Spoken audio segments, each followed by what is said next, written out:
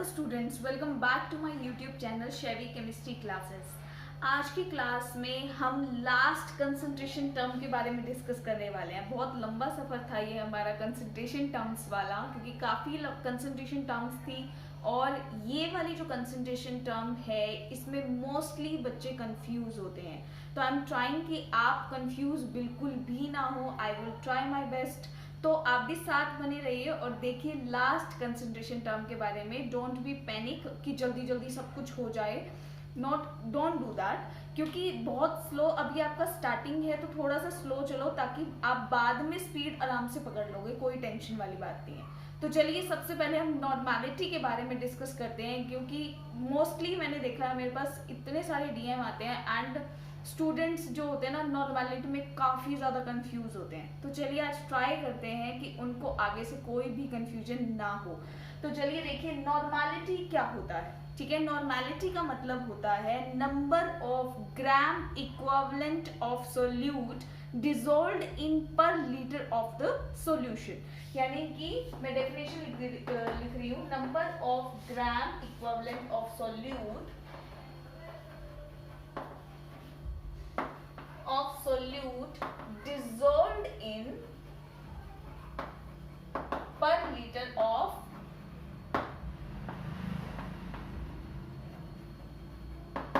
solution, right? इसका formula होगा, इसको रिप्रेजेंट करते हो आप कैपिटल N से। ठीक है, अब फॉर्मूला क्या बन गया? फॉर्मूला बन गया number of gram equivalent divided by volume in liter। ठीक है, यहां तक हो गया। अब कहां पे कंफ्यूजन कहां पे आती है? इतना सिंपल तो है। कंफ्यूजन आती है इस टर्म में, नंबर ऑफ ग्राम इक्विवेलेंट क्या होता है ना। अब देखो मैं यहाँ पर सिंप्लीफाई कर रही हूँ। डोंट एक्सपेक्ट कि मैं इसको एक वीडियो में नहीं खत्म करने वाली हूँ। मैं आपको वैलेंसी फैक्टर की अलग से वीडियो लेकर आऊंगी आपके लिए, जहाँ पे मैं 20 से ज़्यादा एग्जाम्पल्स आपको वहाँ पर करवाऊंगी और इसके नॉर्मेलिटी के क्वेश्चंस की वीडियो मैं अलग लेकर आऊंगी आपके लिए। ठीक है, तो इसलिए इस वीडियो में हम लोग सिर्फ थ्योरी डिस्कस करेंगे और बाकी वीडियो में वैलेंसी फैक्टर प्लस न्यूमेरिकल की वीडियो आपको अलग अलग देखने को मिलेगी। ठीक है, क्योंकि मोस्टली बच्चे कहते हैं कि जेई नीट के लिए बहुत सारी मैंने वीडियोस देखी, लाखों यूट्यूब पर वीडियोस हैं जहां पर नॉर्मेलिटी इन 6 मिनट्स, नॉर्मेलिटी इन 2 मिनट्स, नॉर्मेलिटी आपका 2 मिनट में क्लियर हो जाएगा। तो इतना आसान नहीं है। ठीक है, जेई एडवांस नीट बोर्ड के लिए सबके कॉन्सेप्ट क्लियर करते हुए हम चल रहे हैं। बहुत ही स्लो में चली हूँ अभी तक और आगे भी मैं इस चीज़ को ये करूँगी कि आपको हर तरीके के एग्जाम्पल्स मिले, आपको क्वालिटी मिले यहाँ पर। ठीक है, तो अब देखो 1 बाय 1 मैं आपकी तरफ चल रही हूँ। नंबर ऑफ ग्राम इक्विवेलेंट पे मैं डिस्कस करने वाली हूँ। तो नंबर ऑफ ग्राम इक्विवेलेंट का मतलब हो जाएगा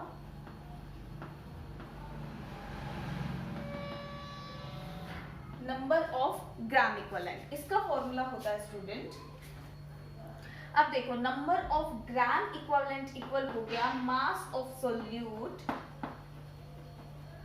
इन gram divided by equivalent mass, divided by equivalent mass. अब इक्विवेलेंट मास क्या होता है ना? एक टर्म से दूसरी टर्म निकल रही है, दूसरी टर्म से तीसरी टर्म निकल रही है। देखो पहले एक चीज समझना, अगर कंसीडर मेरे पास ये इक्वेशन दे रखी है, ठीक है, A2B3।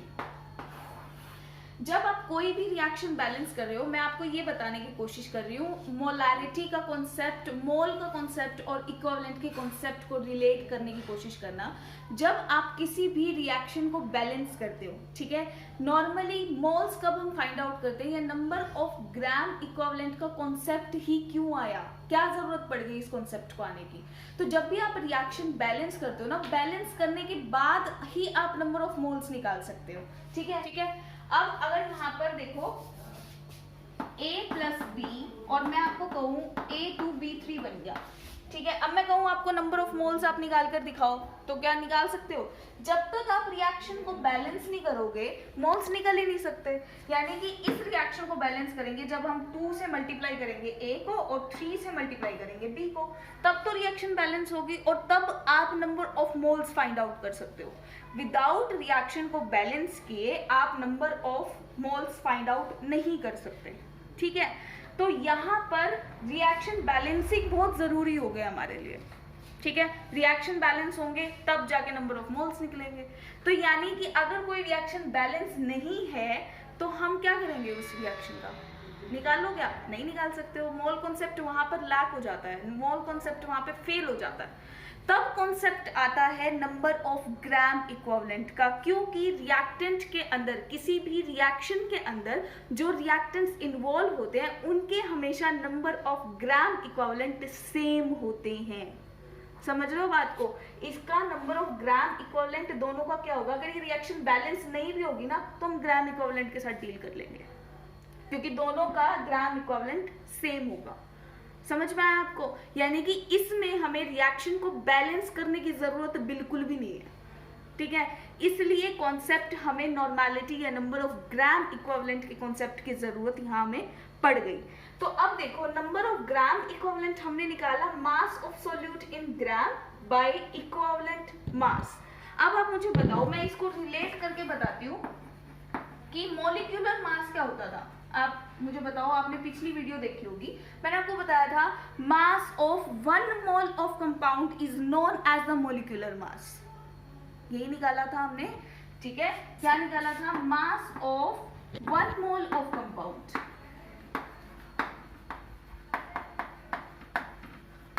ठीक है, अब देखो इक्विवेलेंट, सिर्फ एक छोटा सा डिफरेंस है, यहां पर मैंने लिख दिया इक्विवेलेंट मास, अब ये क्या हो गया? मास ऑफ 1 ग्राम इक्विवेलेंट।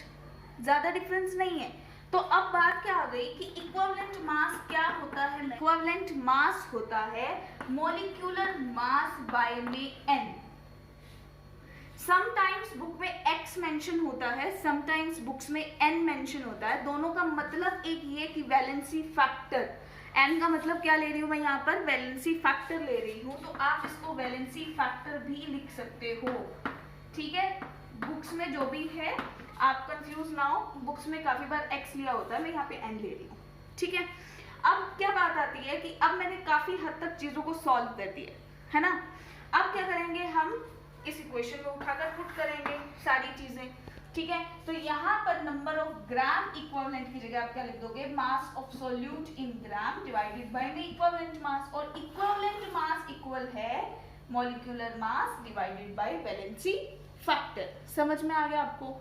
ठीक है, इस तरीके से आप निकालते हो इक्विवेलेंट मास के बारे में। अब देखो वैलेंसी फैक्टर कैसे निकालते हैं, ये भी एक बात है, क्योंकि अब हमें इतनी सारी टर्म्स देखने को मिल गई है ना, तो हम कंफ्यूज हो रहे हैं। ठीक है, अब पहले वैलेंसी फैक्टर निकालो, फिर मैं एक साइड में आपको सारे फॉर्मूलेस लिख के दिखा देती हूँ समरी से। ठीक है, तो देखो वैलेंसी फैक्टर कैसे निकालते हैं। अब देखना वैलेंसी फैक्टर कैसे निकालते हैं। ठीक है, नोट्स बनाते रहना, क्योंकि मेरे पास ब्लैक बोर्ड इतना बड़ा नहीं है कि मैं सारी चीज़ों को मतलब एक ही ब्लैक बोर्ड पे आपको शो कर दूं, है ना। तो मुझे तो अब तो करना ही पड़ेगा, तो इसलिए आप अपनी नोटबुक साथ में रखना, नोट साथ में बनाना, ताकि आप कंफ्यूज नहीं हो, क्योंकि मैंने अभी आपको बताया mostly students confuse with this term. ठीक है, अब वैलेंसी फैक्टर निकालेंगे हम सबसे पहले 4 एसिड्स के लिए। ठीक है, एसिड के केस में हम लोग क्या करते हैं? बेसिसिटी लेते हैं, यानी कि वैलेंसी फैक्टर हम निकालेंगे एसिड्स के लिए। क्या निकालते हैं? ये हो जाएगा मॉलिक्यूलर मास बाय में इसकी बेसिसिटी। बेसिसिटी का मतलब क्या होगा? Number of replaceable H ions. ठीक है, एग्जांपल्स लेंगे, टेंशन नहीं लेना, अभी सिर्फ नोट डाउन करो, पूरी एक अलग वीडियो आएगी वैलेंसी फैक्टर के ऊपर, तो इसलिए कंफ्यूज मत होना बिल्कुल भी। ठीक है, और बेस के केस में हम क्या ले लेंगे? वैलेंसी फैक्टर को molecular mass by it's acidity. Clear? उसके बाद हम निकालेंगे सोल्ट के लिए। सोल्ट के लिए कैसे निकालेंगे? फॉर्मूलाज नोट करो, मॉलिक्यूलर मास बाय हम निकालेंगे total charge on cation, total charge on cation.